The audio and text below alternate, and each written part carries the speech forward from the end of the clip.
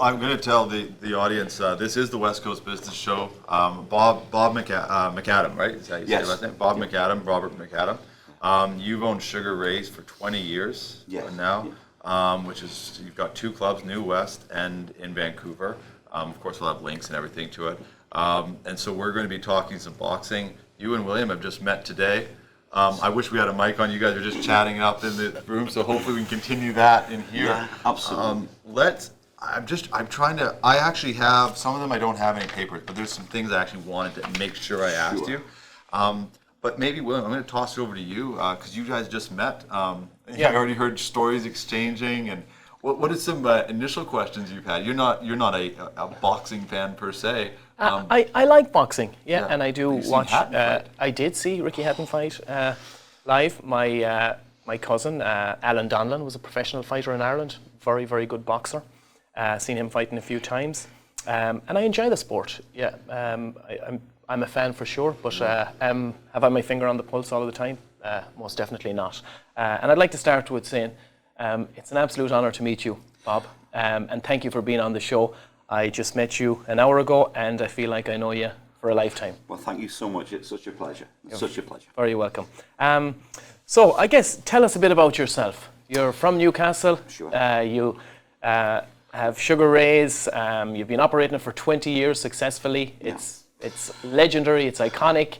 Tell us a bit about you and about Sugarrays, please. Well, first of all, I'd like to say that when I first started boxing, when I was a little boy, I never dreamt that I'd still be, training boxing, and I'm, nearly 64 now. So I would never have thought that would have been the case. But I started off in Newcastle, and before I could afford to kind of get to the boxing clubs, I would train at home. I didn't play soccer very well. I wasn't good at football. And my father had an interest in boxing, so it'd be fair to say that I knew a lot about fighters like Jack Johnson and Henry Cooper and, famous old fighters. I knew who they were. But if you asked me, what was the name of the centre forward in the Newcastle football team, I couldn't tell you. I wouldn't have had a clue. And as soon as I could afford to go to the boxing gym, I'd travel to that gym, and it was like two bus rides. And sometimes I couldn't afford, and sometimes I'd have to run, because when you get there, you had to pay the dues, to the club. And I went to Granger Park Boxing Club, and it was a very tough club. And when you were going there, sometimes they'd be throwing rocks at the buses. So you'd be travelling there and you'd have to run the gauntlet. It was actually probably safer to run.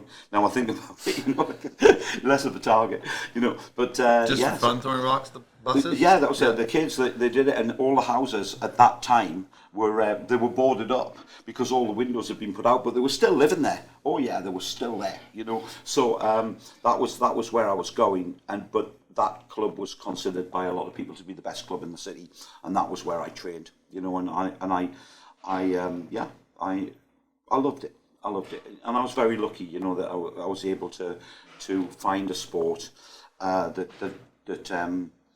was close to my heart, and it's always been that way, with me with boxing. How did you end up in Vancouver? Well, what happened was I started instructing in boxing, and I went to Stockholm, Sweden. And when I was in Stockholm, Sweden, I decided to move on, and I was looking for a country that was similar to Sweden in its kind of view of people. It's more kind of liberal in the way that it embraced people from all countries. And boxing's, there's no racism in boxing. There cannot be any racism. No. You have to embrace everybody. Yeah. And because of that, William, I was looking for a country that was a wonderful country. And I decided that Canada, and in particular Vancouver, would be where I'd like to go. So I came to Canada, and in 2004, and scraped together enough money to get going. Opened up a little gym on Marine Drive, and I kept it going, and it gradually built, and momentum increased, and we did really well with the boxing shows and what have you, and then moved from there. But before I came to Canada, in Sweden, I was training people, and you could be those people on Sony PlayStation. You know, they were like superstars. And I thought, wait until they get a load of me when I come to Canada. But then I realised that there were so many people who were boxing trainers, and they were all better looking than me. So I thought, this is going to be tough. You know? It doesn't matter how good you are. You know, it's how good people believe you're going to be. You know, and it was tough at first because, you know, I had to kind of produce fighters from scratch, and then. But I trained guys. I had trained one guy, and he fought in Japan in front of 70,000 people, and he fought Mike McDonald from Vancouver. And Mike McDonald was a world-class fighter in K1, and I was played by a syndicate of businessmen to make sure that my guy beat Mike McDonald, and he did. You know, a few years later, I was in a bar. We were watching a Roy Jones fight, and somebody said, "Oh, this is Mike McDonald over there," you know. And I went over to say hi, and he actually, from time to time, sends people to me to train. Oh, really? Yeah. So he's a lovely guy. He's a lovely guy, and a hell of a fighter himself. Yeah, hell of a fighter. I must agree with you, Bob, and you can't say this, Jerrod, but the Canadians are wonderful people. Yes, and that absolutely. is a huge part of why Laura, my wife, and myself stayed here in Vancouver and in Canada, was the people were so friendly. You know, I remember leaving Ireland and thinking that, how am I going to survive without my best friends? You know, and I'm 24, 25 years of age, and I'll never be able to live without them. You know, we're going to miss each other so much. Like, how am I going to do this? And at the time, I was only going away for 6 months. Right. And on my way to what I thought was going to be a working holiday in Toronto.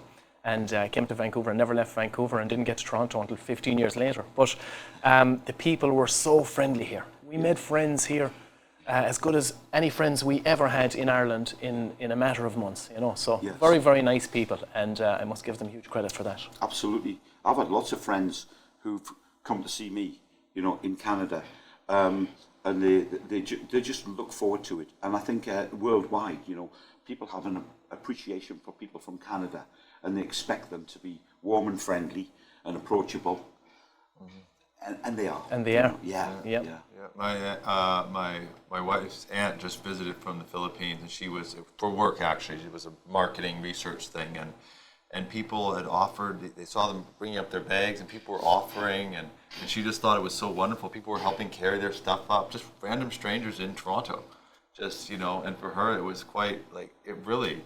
For her, it actually meant a lot, because a lot of times you'll go places, no one's helping you do anything. Yeah.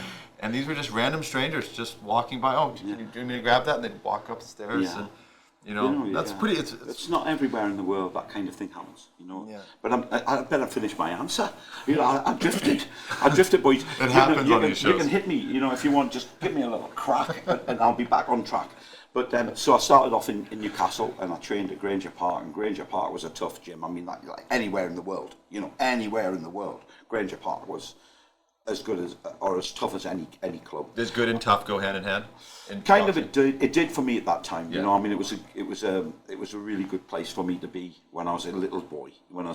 Because I realised, you know, that I remember, you know, when I first went there, I had one trainer.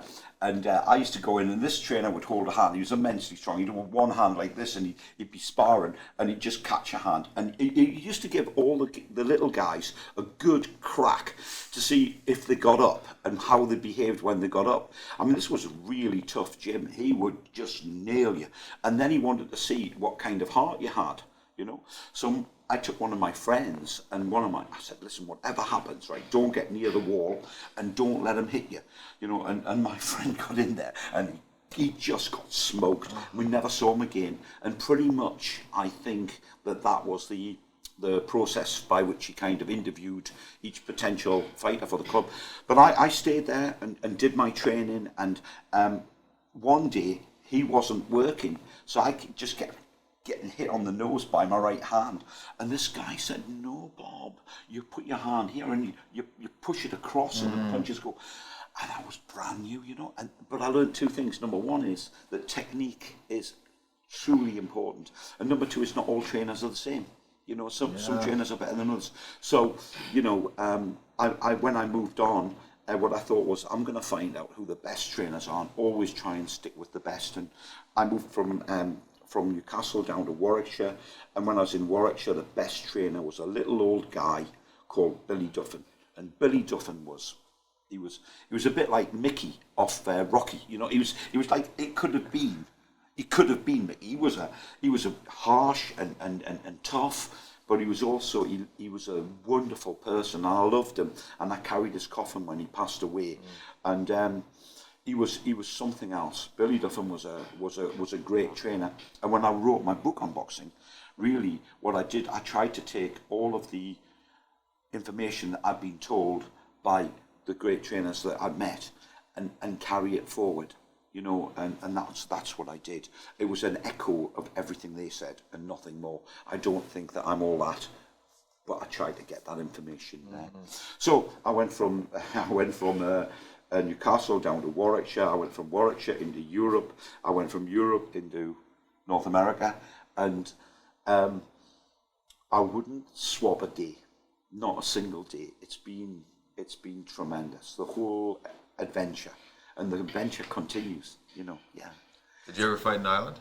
Yes, I did. I boxed in Ireland for England, and that was during the Troubles. So it was a little bit delicate, and you know, not everybody would go because you know, things were sensitive, and you know, you're a fighter from England going into Ireland, and I think I told you earlier, but what happened was the dining room was full of people having dinner, and what they did was they said, okay lads, we're just going to clear the tables of the knives and forks before you go out to fight in case you get stabbed. And that really happened, yeah, and it wasn't a joke at the time, but it turned out, right, the people there were just wonderful. They were so lovely, you know, and yeah, it was a real treat for me to go there, and I was still pretty young myself, you know, when I went, but yeah. And what happened was the reason I was selected to go was because I think I'd had 9 fights, and I fought a guy from England who'd had 150, you know. So the thing was that I was open class when I was 15 years of age, and if that doesn't mean much to you, open class for boxing means anybody. You can take on anybody. You know, and at 15 years of age, I was able to do that. You know, go and fight anybody. So you get guys. How'd you do? Oh yeah, fine. I mean, always. I mean, I hardly lost a fight. I won nearly all the fights I had. But some of the guys that I was fighting when I was a kid, you know, I mean, they had great hairy arms, and I boxed in Wales against this guy, and he had black boots and black socks, and he had black shorts and a black singlet, and he had all the kit, and there was no head guards, and there was 8-ounce gloves at those days, and I was in the other corner, and you know, money was tight, so I had a yellow singlet, I had a yellow pair of shorts, and I also had a green pair of trainers. And I looked remarkably like a budgie, you know, I looked like a budgerigar. And I looked over, you know, and this guy was laughing at me, you know, in the other corner, and I must have looked so sorry, you know. But there was that kind of that difference, because when the bell went, you see, what I did was I thought, well, that's not very nice. So I went to the centre of the ring, and there are certain positions where you have no balance, and I spun the guy into the corner. I flipped him, and he went spinning off into the corner, but I didn't follow him. I just dropped my hands and turned and put my hands back up again, and everybody laughed at him because it was just ridiculous what had happened, you know. And I thought, yeah, this is going to be easy tonight, you know, because basically, if you know that you haven't got balance in certain directions, and the other guy has no idea, then there's a difference in competence, you know. Yeah. So I figured, no, I'll be fine. You know, just hearing you talk, I'm curious in your thoughts on this, because there's something different. I mean, you play a lot of sports. I've played a lot of sports. You know, yeah. I'm sure you've been in a tussle or two in your life. Most of us have been. But there is something different about a guy who's willing to get in a ring 10, 20, 150 times, yeah. No helmet on, 8-ounce gloves, yeah. Or whatever size gloves, and get punched in the face. Well, it's one thing to get your temper going, you know, at a bar or something, and you know, things get out of hand, and in the moment you go crazy. Yeah. It's a different thing to plan for months, that knowing what's about to happen to you. It's a different type of breed. It really is. You know what Sugar Ray Leonard said? It stops hurting when the check clears. You know, yeah. I love that. You know, because I mean, he's nothing but honest about it. I mean, there's one of the greatest fighters that's ever lived. You know, and I was sitting with Freddie Roach, and I said, who do you think's the greatest fighters of all time? And he said, Sugar Ray Leonard has got to be right up there. So Freddie told me a story about he was training with the national squad, and what happened was Sugar Ray Leonard's walking down, and Freddie was quite small, you know, at the time. Freddie Roach is a boxing trainer from California, but he's one of the greatest that's ever lived. And he Manny Pacquiao. Yeah, he trained Manny Pacquiao. Yeah. So what happened was he's walking down the road, and Sugar Ray Leonard glances at Freddie and said, "Oh, they're letting children train here now." And the first thing that Freddie Roach said to Sugar Ray Leonard when they met was, "Go fuck yourself." and he told me that was the first thing he ever said to him, you know. And then years later, he said, "No, Sugar Ray Leonard may have been one of the greatest fighters of all time." You know. So what you have there is you have an ability, I think, with a lot of fighters to be absolutely realistic about where they are, who they are, and about other people as well. Really, it's very similar to chess in that there's no hiding. Oh my word, yeah. Yeah, you can't really hide. Yeah. Well, that was Joe Lewis said it about Billy Conn. Billy Conn was a really good mover, very handsome guy, really good fighter, you know. And they said, "How do you think you'll get on with them?" And Joe Lewis said, "Well, he can run, but he can't hide." Yeah, and that was true. And he couldn't. Turned out he couldn't. He lost that fight, Billy Conn. Yeah. I gotta. You told me something about a week ago or so. Is that guys? I don't know if you know about this. The Irish had so much respect for fighting that there would be guys that would change their names to Irish names. Yes, that's absolutely as true. boxers. Have you heard about this one? Absolutely. No, I haven't heard about this. Yeah. Real thing. So the fighters, right? What they would do is it didn't matter where they were from in the world. That extra status for fighting was gained if you just change your name, because you know you've got your Jack Dempseys, you've got your Gene Tunneys, you've got your John L. Sullivans, you've got all these fighters, you know, and they figured, right, I'll just tag myself on the end of them by changing my name. Really it was to sell the tickets. It was to sell the tickets because you know if you could capture the and it worked. If you could capture, yeah, you know. Never knew that. Yeah, absolutely. It's absolutely true. There's a very famous one, a great boy. I think he's a Canadian. I think he's German heritage. Well, yeah, that's Noah Brusso. Noah Brusso was. I mean, oh my God, it's an. I'm actually writing a screenplay, and you know, there's this thing about you should never tell people you're writing a screenplay until you've actually done it.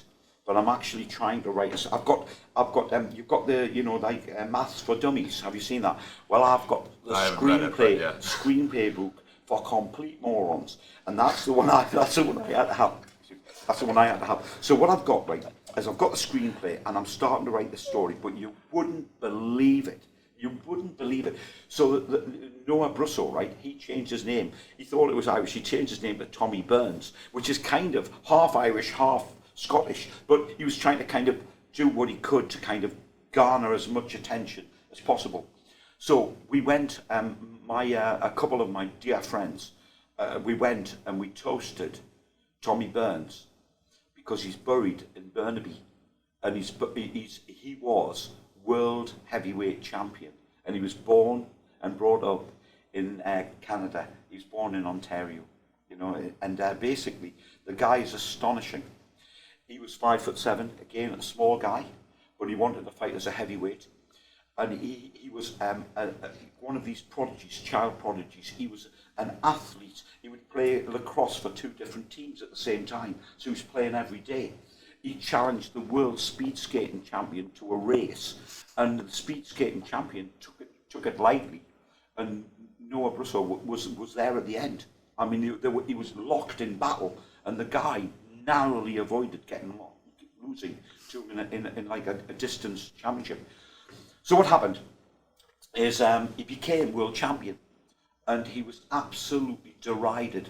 And the reason he was derided was because the Americans couldn't stand the idea that the World Heavyweight Championship rested with a Canadian. They just couldn't bear it. And he also he had this thing about he would fight anybody. There was no colour line as far as he was concerned. He would fight anybody. And back then, that wasn't a he thing. was vilified because he was prepared. And he figured that if people were prepared to challenge him, and if he's the best fighter in the world, he should be able to beat those people. And if he wasn't able to beat them, then he shouldn't be world champion. Right. So he was world champion for 2 years. He had 11 world championship defences in 2 years. Well, that's a huge amount of championship. But he did 2 in one night. He fought 2 world title fights. So he was insane, in case in anybody is wondering. Absolutely. But I saw some film of him, and what you saw, these cat-like reflexes and the speed at which and he was immensely strong, you know. And curiously, he was born at more or less the same time as Sam Langford. So 2 of the greatest heavyweights that have ever lived were born at the same time. They never fought each other, but they were born in Canada. And Sam Langford may be one of the greatest heavyweights ever, never to have won a title. And Tommy Burns did win a title, but what a magnificent story! I mean, he went gold pan and he did all kinds of adventures. But the sadness was that the American press they attacked him and attacked him and attacked him, and he held records for the fastest knockout. He had guys that now this American's going to beat him. Of course he's going to beat him. And then what would happen was, bang, down he'd go, and then they said the American was terrible. He stood no chance at all. Yeah. So Noah Brusso, Tommy Burns, was really in a terrible situation because no matter what he did, he couldn't prove that he was that great fighter. Right. Because the American press, the Call of the Wild, the author of that, I think it's can't remember his name right now, Jack Wild perhaps it was. But the Call of the Wild, that guy was a terrible racist, and he hated Tommy Burns because of this. And he led the charge to kind of completely to ride the guy and take away any kind of opportunity for him to get any kind of recognition for who he was. So when he died in 1955, I think, he was actually buried, and he had a pauper's grave in the Ocean View Cemetery in Burnaby, and some businessmen in Vancouver clubbed together and got him a plaque, and we went and we cleaned the plaque and we toasted Tommy Burns, and it was quite something. That's beautiful. Anyway, that's the story. Bob, I'd like to ask you, as you talk about these legends, Sam and Tommy, what defines a brilliant boxer? When somebody comes into your gym and you have a few sessions, and how do you know if these guys are worth it or they're going to make it? Punches them in the face and sees if they get back up. Might not get away with that nowadays. Yeah, that was Granger Park. That was the selection process, I couldn't help it, sorry. But it's kind of weird in boxing, right? You get guys that want to fight but they don't want to train. And you get guys that want to train but they don't want to fight. And what you've got to do is you've got to get that sorted out. So you've got to have somebody that trains and fights. And then what you have to do is you have to find out what kind of heart they have, how intelligent they are they able to adapt to what's happening, and are they able to follow instructions, are they brave, are they able to cope with the stress? All of these things are factors which are piled on top of each other. And some people can do it and some people can't. And to be honest, William, you can't tell. I mean, a few years ago, I had a guy walk in and he worked in UBC and he was studying computer programming. And basically he said to me, if he trained hard, could he go and fight in the championships in India?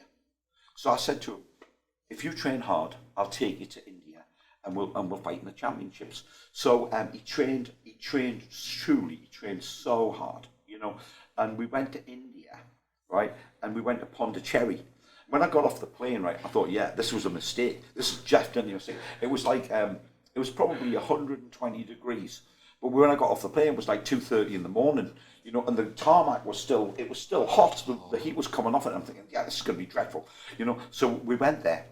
But I had him training because I expected the temperature to be really high. And he trained in a plastic bag. So he was super hot in the summer and super hot in the winter. And we were used to that environment. So when he went over to India, we went to Pondicherry, and you know, the people there, they were wonderful to me, and they were wonderful to him, and he was the national champion of India. Had he boxed at all before? I think he'd only had 2 fights with us. Yeah, so we couldn't tell the people in India he'd only had the 2 fights. But they actually asked me to stay. You know, they asked me to stay, and if I would start training in India, and I just couldn't. You know, I've got commitments. You know, but yeah, it was. They were so nice, and you know, the people were, you know, really respectful and really kind. I mean, it was overwhelming, you know, how kind the people were to me, and they were to, you know, my fighter. Is it? How much of it is the dedication, though, to it? Is like, because you do see all sorts of fighters. I mean, even in the professional level, you'll see guys. I mean, even Tyson Fury. He's a big, giant man, but he's not what you like. Anthony Joshua, you look and go, that's a magnificent. Like, look at that guy. Yeah. And we probably will never see what that fight would have been. But then you see Usyk. I mean, you know, he's another very different build, and it just goes on and on. Oh yeah. Well, Ruiz from Mexico. You know, I mean, he looked like he was you know, really eating a lot more than he needed to eat, perhaps. But he had the ability to throw punches with speed. You know, he had the ability to land punches with force. But is he trained? They talk about the dedication. Is he trained at a level compared to a Joshua? Like, what would the training? Well, the training's different. You see, I mean, what you get is some fighters, they train by sparring. Okay, so you'd get guys that would spend all of their lives every single day in the ring, and you know, those guys generally end up with you know, damage, because there was a joke about one fighter, and he went up to Big Bear, you know, and when he went up to Big Bear, he'd gone into a town nearby and he bought a hamburger. So I'm thinking that hamburger was stone cold when he got to Big Bear, but he arrives there and he gets out of the car eating this hamburger. So the trainer's looking at him and thinking, what the hell? You know, he's got a hamburger in one hand and he's jumping out of his Rolls Royce, you know, to go to do the training. And it was all a joke, because when he got there, the training would be absolutely brutal. You know, absolutely brutal. I mean, he was inciting. But you have some people, he just did it for a joke. Yeah. But you have some people, you know, who trained like non-stop, and probably at the very pinnacle of that training would be Rocky Marciano, who would run, you know, like he would train all day, and then somebody said, well, he was running sometimes 8 miles twice a day, and there was somebody in the internet said, no, that's not possible. Nobody could run 8 miles twice a day and do all the boxing training and everything else. And a little old guy wrote in, he said, no, he said, sometimes he did 14 miles because I was there. You know, he was there, and he would train at a place called Grossinger's, which was an old, it's derelict now, but it was an old kind of place just outside of New York where you could go on holiday. So you have that kind of unbelievably harsh regime of training, and then you have guys who are very cerebral about how they train, and they do exactly what they need to do. Then you have guys who are manufactured, and they have to lift a lot of weights, and they have to just hope that that's going to be enough on top of the basic skills that they've got. But they all train differently, and how you train really is down to how your trainer views what he views as important. So you know, I mean, some people, that's why some people move from trainer to trainer, because they may have done okay with that trainer, but they might do a lot better with this one, because his style of training is different. Sometimes fighters move from a trainer and then actually they do worse, because they don't realise until after you they've see moved. That at the highest level. Oh yeah, you do. You see it when they move, and they have a different trainer. Then, but you know, when I'll tell you an interesting story about trainers. I had Freddie Roach came to my gym with Amir Khan, you know, and he was so wonderful, right? I lost a night's sleep because I worried that I'd ever be as good as Freddie Roach as a trainer, and he was just a wonderful human being, but he was also very, very alert. You know, we were working together, And I saw that thing where he had Parkinson's disease, and then he'd put the mitts on, and then he'd be moving like a panther, and then, you know, he'd go back to having Parkinson's disease afterwards. So I saw that phenomenal thing that people talked about. When I met Sugar Ray Leonard, I saw people talked about this 1,000,000-watt smile, and he smiled, you know, when he did a bit of skipping, just for me, he's sure for a bit of skipping, you know, and then he smiled, and it actually knocked me back, and he had a 1,000,000-watt smile. It was just incredible, and the only other person I've ever seen with that kind of a smile was Barack Obama. Barack Obama's got this, like, incredible smile, and, you know, it kind of knock you back a little bit, you know. So just the charisma, just sort absolutely of coming, everything there, but it's a genuine thing. You can't, you know, you can't hide it. So yeah, and you know, that little story about you know, kind of Freddie Roach and talking to Sugar Ray Leonard. I'm sure they're great friends now. I'm sure they're great friends now. But he has immense respect for him. Yeah. I really want to talk about the success of Sugarrays, because it's hard to get a gym going. You got to get people in there. You got to get people keep coming back. Okay, I'll tell you something. Nobody. I've never said this on TV ever, but we when we were in Granville Street, we were the biggest boxing gym in the world by membership. We had 2,000 members. 2,000 members, and nobody knew. I just wanted, William, I got to paint the picture of what the environment was, because I went there years ago. You'd go into the gym. There was a top with, in the back was the ring. Yes. And then there was the bags. There was an open spot where people would train, and then area. Downstairs were the bags and the bikes, and it was a basement. There was no windows. It was just cement, and it's like you're either here to train or you're you just knew. This is a place where you box. It was a super. We had world champions. Like stepping back in time. Gym and train, you know. Yeah. I had world champions bring their friends to see it. I mean, honestly, it's oh my God, you know. But yeah, world champion fighters would come and visit the gym. You know, we'd trainers from New York that would come in to see the gym, and it was beautiful. I had one person came in, and we had, you know, there were couches, and there was kind of, it was beautifully decorated. It's not as nice as your part, not in Vegas, but for a boxing gym, it was beautiful, you know. But basically they came in, they thought it was a jeweler shop, you know, and I kind of, oh no, please stay, you know. But they actually thought it was a place that was going to sell jewelry, yeah.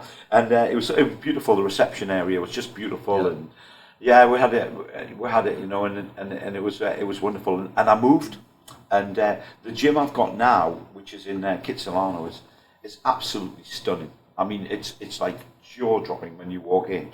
From outside, not so much. You know, it looks like pretty much rough and ready, but you know. And I wonder how many people have actually got as far as the doorway and thought, this looks a little bit brutal. I might leave this. You know, it's quite possible that that's happened. I've heard people say, yeah, they were a little bit intimidated by the exterior because it's painted black. You know, I just painted the walls and everything black, and I thought, yeah, and put a Sugarrays sign up on the front, and it kind of stood out, you know. Mm-hmm. But what makes one successful though? Once they get in the door, because a lot of the people coming in, they're not going to be, you know, they're not going to the amateur or pro circuit. They're training. They want to spar a little bit. Yeah. What makes 20 years that's a long time to have a gym and have the memberships you have. Oh yeah, we've had such a huge amount of people come through the doors.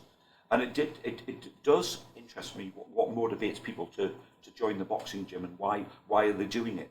And some people do it because they want to prove that they're tough and good to go. Mm-hmm. Some people do it because they want to kind of be tougher than they were and learn to defend themselves, because they might not have had a great time at school. You know, they may have been a bit bullied, that type of thing. Some people do it because they're being attacked. You know, and they never want that to happen to them again. Mm-hmm. I remember we had one guy, and he was in Richmond, and he got somebody came in, and they wanted to cause trouble, and he ended up having to go outside with the guy, and basically he was terrified. He said, but once the fight started, he leathered the guy, and when he came in, he smashed a year's membership onto the counter and said, I want another year, and he paid in advance for it. Yeah, because basically it's real, you know. So what motivates people to come in is one thing, you know, and there can be all kinds of reasons. I mean, all kinds of reasons. The most absurd reason was a guy joined the boxing gym, and he was this is absolutely true. He joined the boxing gym, and he was actually living in Stanley Park. So he wanted to come up. He wanted to learn to box, and he wanted to kind of use the showers as well, you know. But he wanted to do his training and everything. And what happened was he wanted to do YouTube videos of what it's like to live homelessly in Stanley Park. But a group of raccoons attacked him and stole all his belongings, right? And this is absolutely true. And he had to go back to, he was in Ireland, he had to go back to Ireland, right?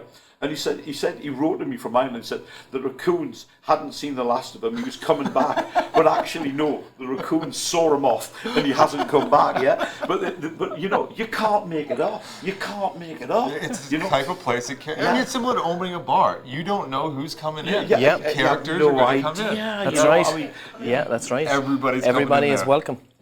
Yeah.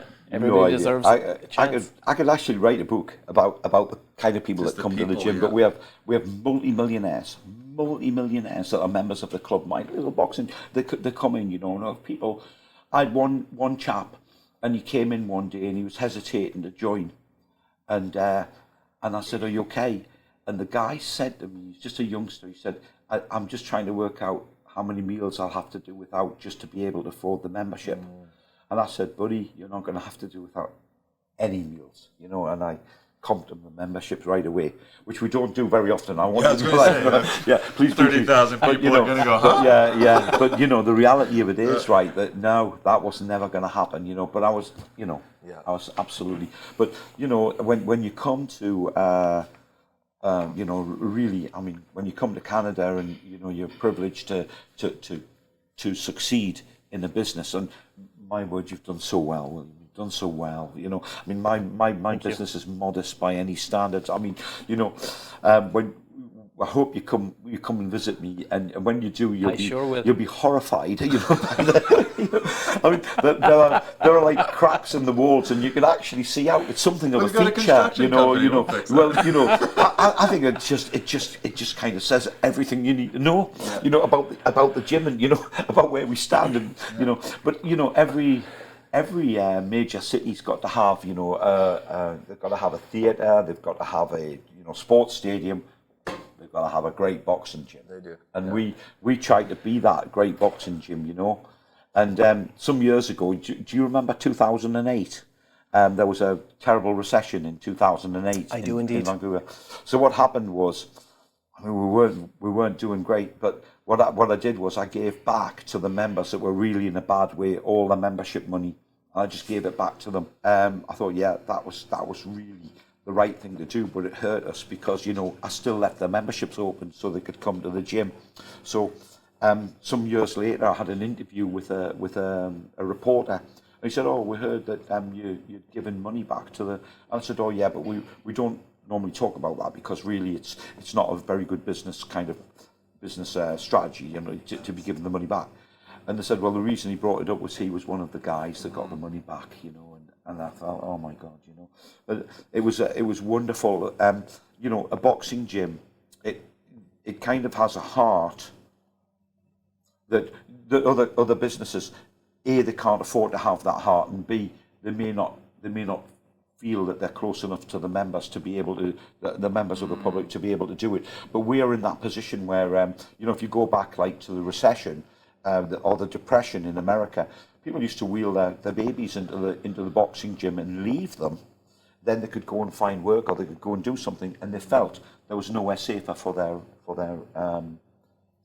children. You know, so you know, when we opened up in Granville Street, it was a wonderful gym, and it was a beautiful building, you know. And then when we moved to Kitsilano's in a lot of ways better. You know, it's a hardcore gym. We got some years ago. Actually, we were in Marine Drive. We got a telephone call from a guy from the USA. He said, "Yeah, he'd like to come to the gym. You know, and he's calling from. He'd like to train."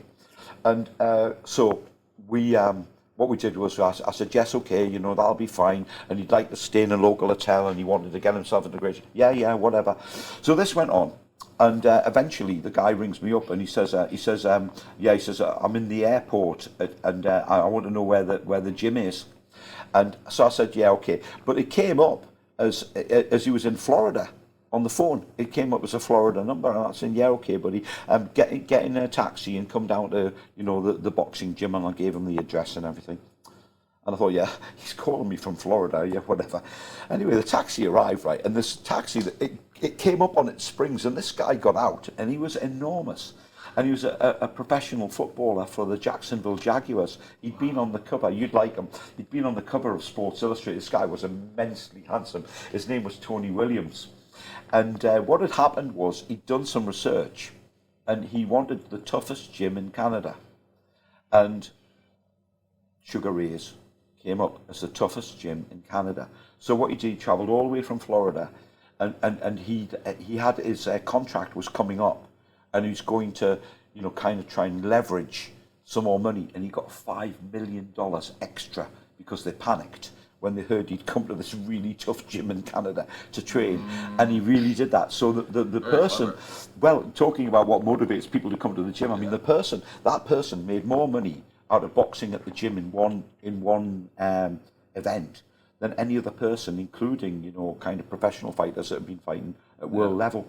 He did a really clever thing, but he used the club, but he paid us really well. So I've got nothing but great things to say about Tony Williams, and that was the name of the man. I must say, Bob, when you're talking about the gyms, and being rough and ready and stuff like that, the most successful bar we ever had was by no means fancy.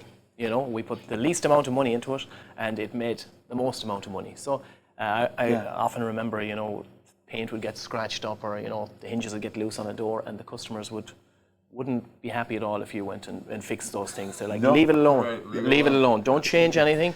But it was all about the atmosphere there, and that's what. There's a warmth in the bar. There'd be a warmth in that bar. The people would gravitate towards it. They want to. When people come back from the holidays, some of them don't go straight home. Some of them come to make sure the gym's still there, and it never changes. It's in the gyms.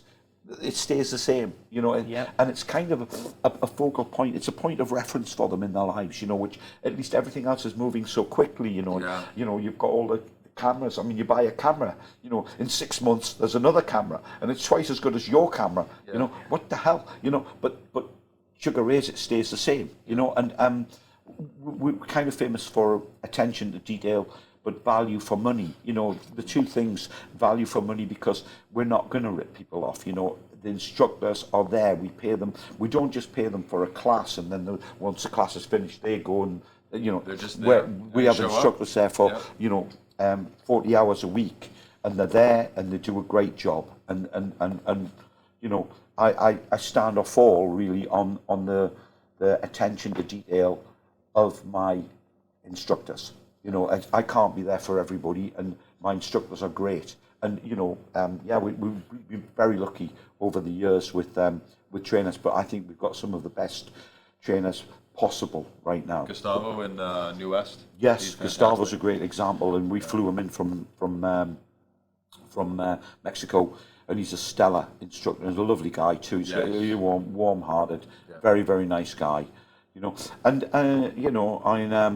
We've had famous people, Sam Rockwell, I mean, I was on the mitts with Sam Rockwell, and he stood still, and he was punching, but he wasn't moving, and I stopped, and I gave him a big hug, and I said, Sam, you've been doing boxercise, and he had, because, I mean, what happens, he's a multi-millionaire, actor, famous actor. Sam Rockwell, if you're not familiar, he was in the Green Mile, and the guy that does this kind of thing and he's just a famous actor, and he's been around a lot. But he actually moved close to the gym. He got a hotel right by the gym so he could train. But I told him straight away, no, you've got to move. You've got to be able to move and punch. I was going to ask you actually about that.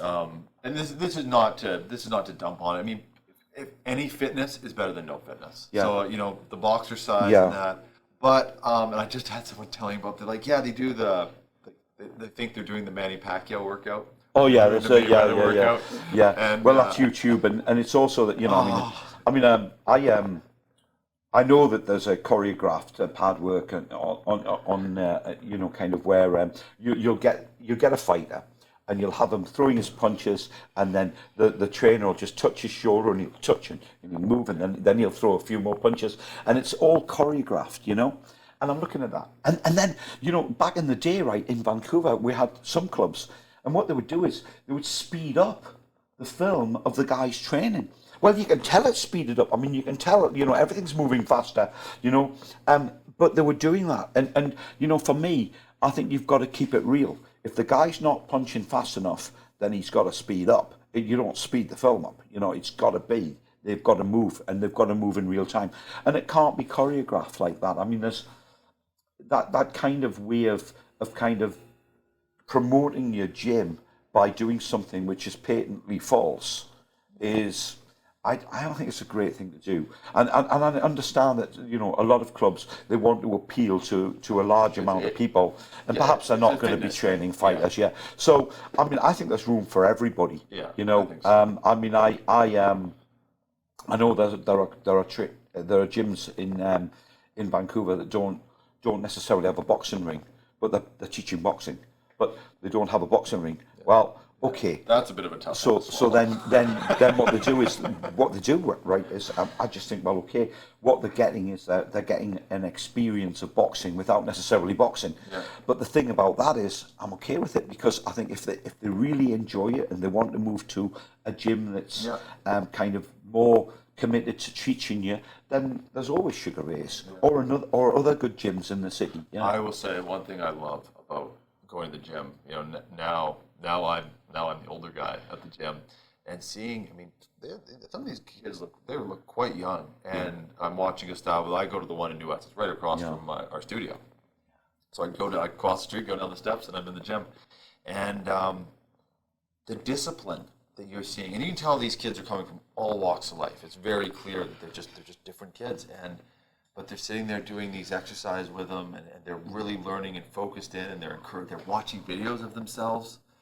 And you're watching these, nobody's on their phone. These kids are locked in, they're going in sparring.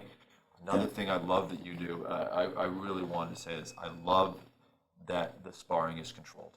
Yeah. Because I've been in gyms where I've been hit way too hard. You know, I'm a working professional. I don't need to be getting dropped.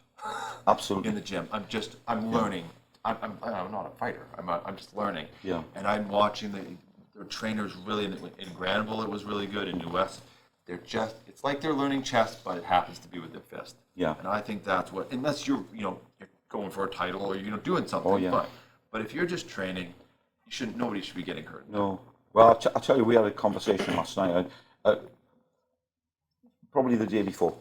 So we had a conversation 2 days ago, and it was with a young lady, and she'd come from Alberta, and this girl had been training in Alberta, but now she was studying at UBC, and she was sparring, but she was holding her hands down, and she just kept saying to me, how can I stop myself getting hit? And what I had to do was change the position of her hands and also change her understanding of how to throw punches. But the problem was that she'd been sparring and getting thumped on the head repeatedly in Alberta, which wouldn't be the end of the world if it wasn't for the fact that this girl is from a unique position. She's studying maths and sciences, and she came from a gifted school in Iran where only the most gifted children could go. So the girl's like borderline genius, and she's getting a head thumped, in Alberta. And I just couldn't reconcile, that could happen to a person who really needed to be protected from anything like that. So what we do, we developed a system where we use bags that are tethered on both sides. Yeah. And what we do is we get, so you could be at one side of the bag and we could put a world-class fighter on the other side of the bag, and you can be competing against each other, and I'll be training both of you and giving you little pointers and, encouraging you, to kind of step in with your punches and get more leverage in your punches and keep your hands up and all this kind of thing.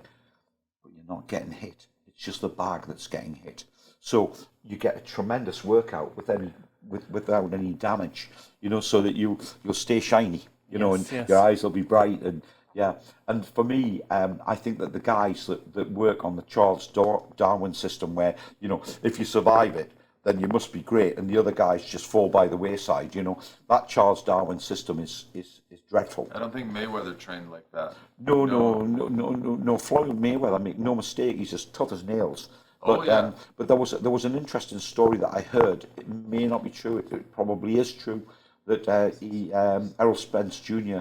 went to spar with Mayweather, and Errol Spence Jr. was giving Mayweather a bit of a hiding, and so they kind of asked him to leave. You know, the people that were there kind of threw him out, and Mayweather said, no, he must stay, because Mayweather had to be able to live with those kind of fighters. Yeah. And, you know, I'm not particularly fond of Floyd Mayweather. I don't dislike him. I'm not particularly fond of him, but he has world-class jab.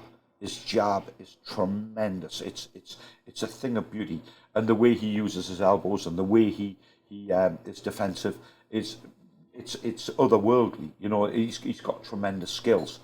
Whether he's the best fighter, probably not. I mean, if you look at Sugar Ray Leonard and the people he had to fight, you know, and you look how selective.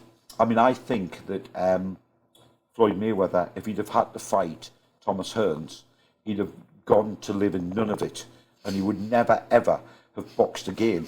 He would have avoided Thomas Hearns at all costs. But you see, you know, at that time, Sugar Ray Leonard took on Thomas Hearns and beat Thomas Hearns. And I mean, I met Thomas Hearns. He's enormous. His shoulders are this broad.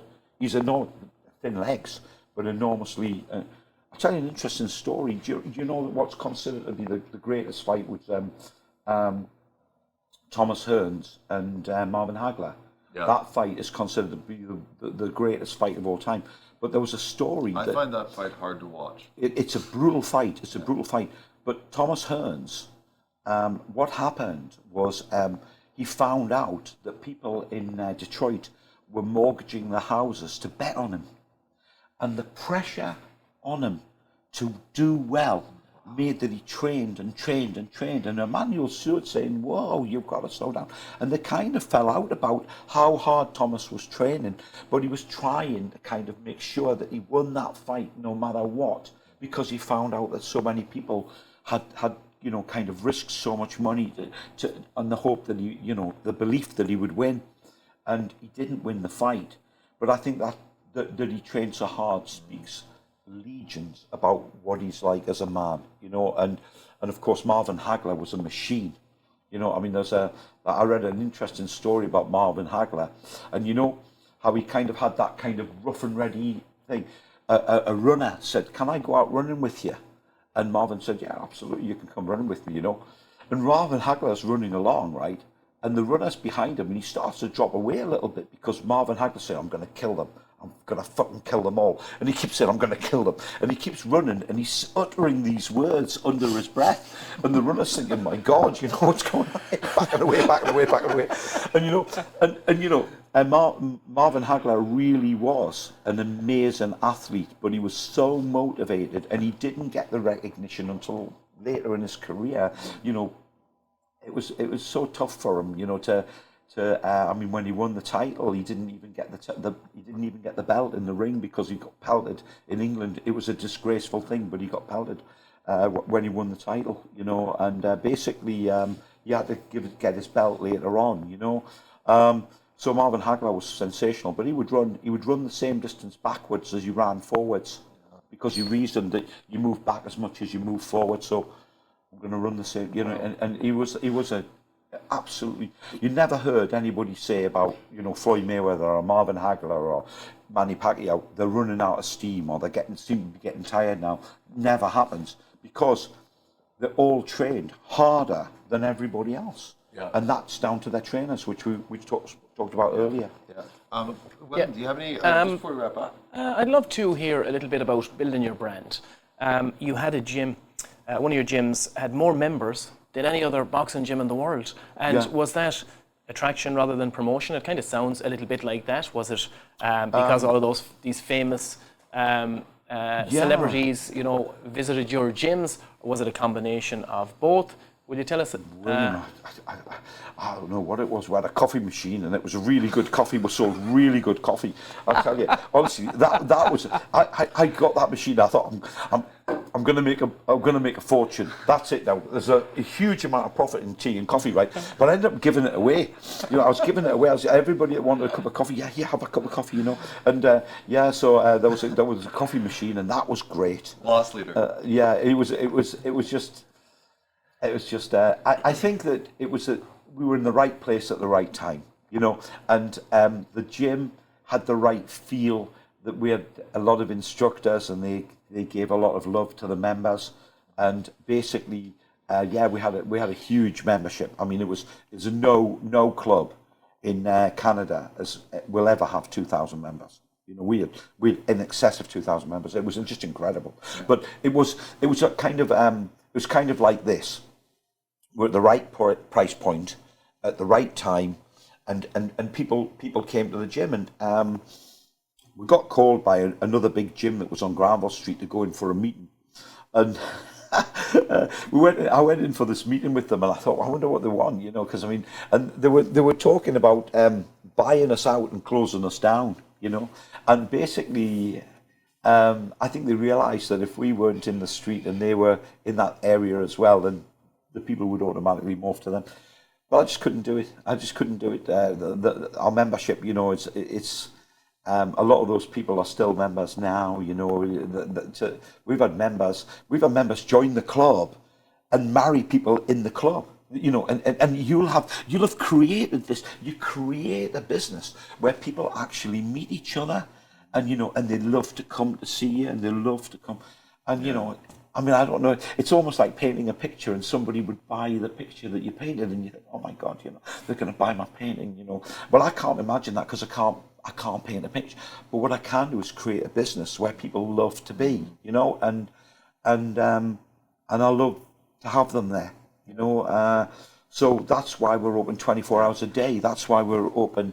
You know, on statutory holidays. That's why when it's snowing and everybody else closes, we still get those gyms open. They have a fob entry, so 2 in the morning, you know, I just need to hit a bag for it, you can go in the bag.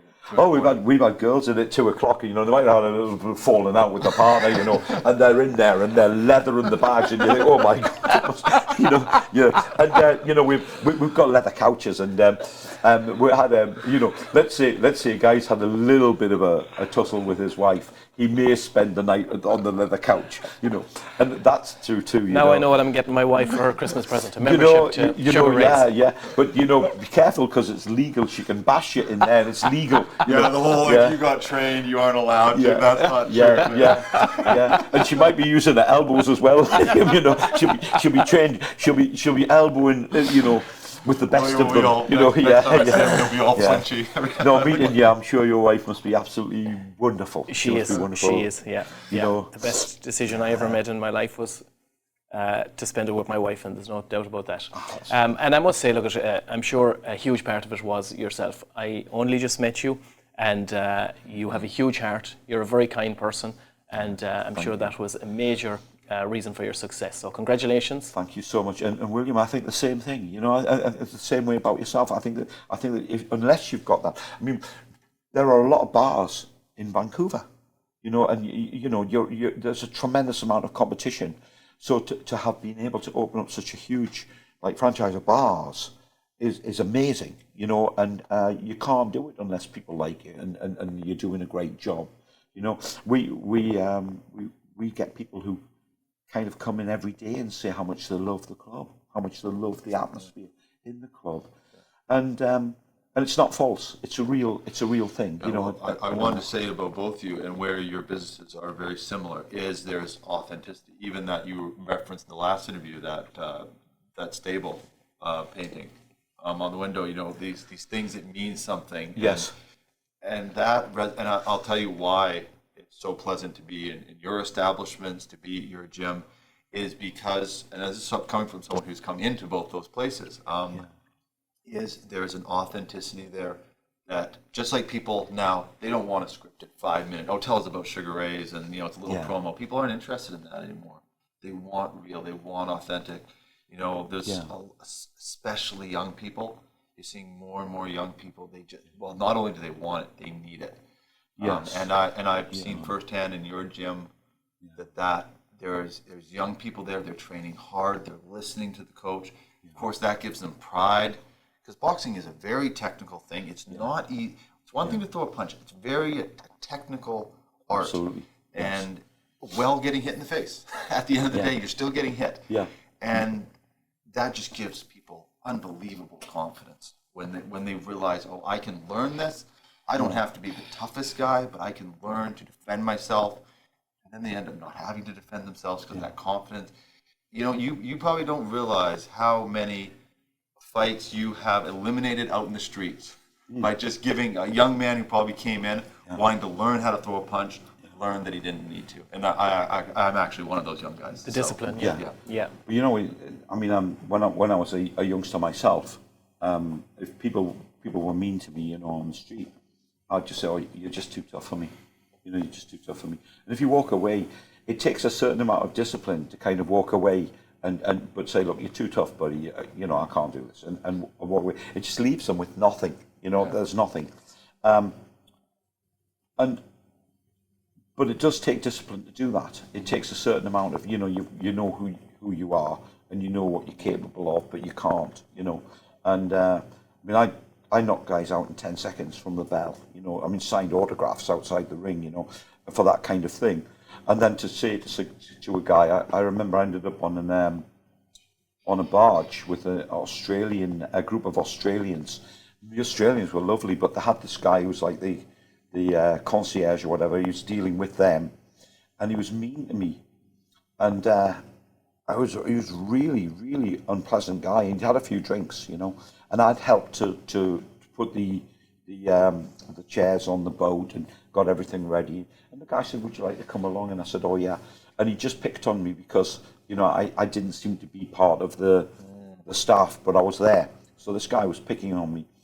And I can remember thinking at the time, you know, I was calculating a couple of things. I was calculating, I mean, he wasn't going to be a problem, but there was a large contingent of Australians on top of that, and they're familiar with fighting as well, you know. So I thought, well, there's them, and then how can they don't change their name to Irish names? No, they just stick to it. But a lot of them are genetically conditioned, you know. They're from Ireland, a lot of the Australians. So I mean, I'm thinking, well, okay, there's maybe 20 or 30, and I wonder how many, you know, I can deal with in one go. You know, but I mean, the good thing about it is it was a narrow boat, right? So I mean, you have to weave all your, you know. I'm thinking, yeah, you know, and I'll gradually build a wall of Australians, you know. So this was running through my head, but then I was also thinking, you know, but this can't happen because I'm friends with the guy who owns the boat, and I've been helping the guy on the boat. So I'm trying to think, well, can this guy not pick on somebody else? Well, you not go and pick on somebody else. The advantage for him in picking on me was I was small, I'm 5'7", you know. But the disadvantage was he was going to get destroyed. I mean, just destroyed, you know. And the problem was that it could never happen. It could never happen because I'd have disappointed the person that I'd gone to help, who's a friend, and also I'd have shown myself in a very bad light. So I found myself trying to back away. There was nowhere to back away. I was on a barge in the middle of the river, and I'm trying to get away from the guy, you know. And what I did in the end was I just wouldn't take him on. I just refused to kind of talk to him anymore. He will never know. He would never have known the situation he was in. You know. I mean, in street fights, I don't think I'd ever lost one. And I'd had working as a doorman, you know, from 15, I was a doorman as well. I mean, I hundreds and hundreds of street fights, but only as a last resort. I mean, if you've got doormen, you know the best thing is if you can get the people out of the building and they don't come back. It's wonderful. It's just wonderful. So, you know, that's the way that I behave. But even still, you know, you get like you're exposed to kind of a degree of malevolence, which is unbelievable. Sometimes, you know, guys coming out causing trouble. Some of the guys in Newcastle, when I was working in Newcastle, they were like 15 years of age. I was 15. They wouldn't drink because it would interfere with the fighting. You know, so I mean, that is like at a different level. I've never been in a fight drunk in my life. Yeah, I was but kind you of see, cut yeah, from that cloth. but you know, I'm you know not that drinking. if you I'm sober, guys. Yeah, Just so you know.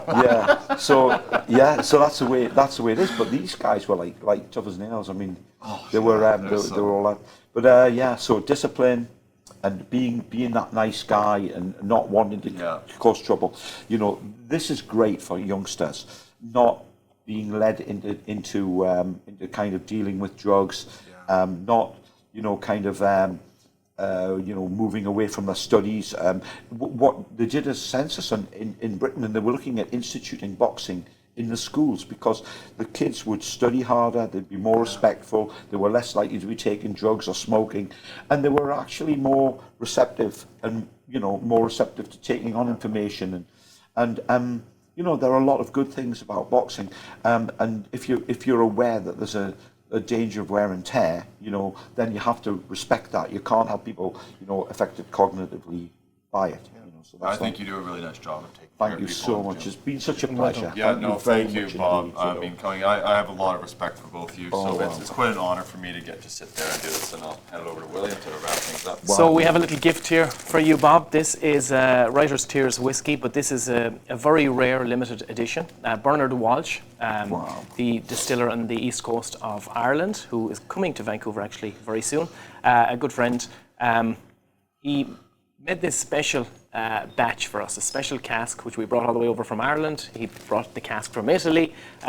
There's about 100 bottles of it in the world, and this is just a small thank you to say we really appreciate you coming on our West Coast Business Show. Thank you. Thank you so much. Thank you so much.